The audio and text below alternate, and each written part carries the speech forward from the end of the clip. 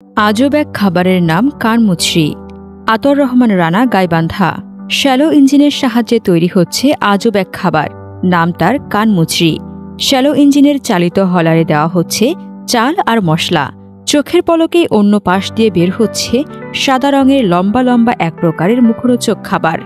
গ্রামীণ জনপদে যা কানমুচড়ি নামে পরিচিত। চালের সাথে লবণ, গুঁড়ো মশলা আর সামান্য তেল মিশিয়ে তৈরি করা হয় এই সুস্বাদু খাবার। নিজের তৈরি এই ভ্রাম্যমাণ কারখানা নিয়ে গ্রামে গ্রামে ফেরি করে জীবিকা নির্বাহ করেন গাইবান্ধার গোবিন্দগঞ্জ উপজেলার মোহাম্মদ লিলু শেখ। প্রতিদিন মাইক বাজিয়ে ঘুরে বেড়ান গ্রামে গ্রামে। তার মাইকের আওয়াজ শুনে চাল নিয়ে ছুটে আসেন গ্রামের মহিলারা। এরপর প্রয়োজনীয় মশলা, একটু চিনি আর তেল ব্যবহার করে তৈরি করেন সুস্বাদু কানমুচড়ি।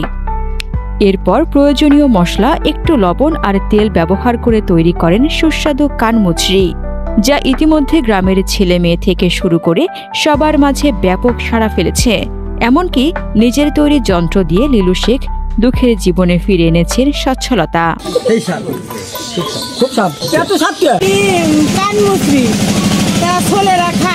ভালোই লাগে, জাল জাল দেয়, আবার চিনিও দেয়, আবার মেডিসিন দেয়, দিয়ে দেয় বানায়, ভালো লাগে। করতেছি এই যে হাফ কেজি চাউল নেই 20 টাকা, 1 কেজি নেই 40 টাকা নিয়ে গ্রামের মধ্যে যাই।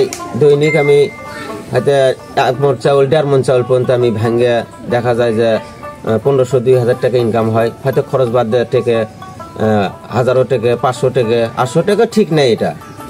তা যেটুকুই ইনকাম করতেছি আমার পরিবার নিয়ে মোটামুটি আমি ভালো এখন চলতেছি। এখন আর যাওয়া লাগে না, আমার স্বামী ব্যবসার গুণ বুঝে গেছে। কিন্তু আমি 3টে মেয়ে নিয়ে বাড়ি থাকি, কিন্তু আগের চেয়ে একটু সুবিধা পাইছি।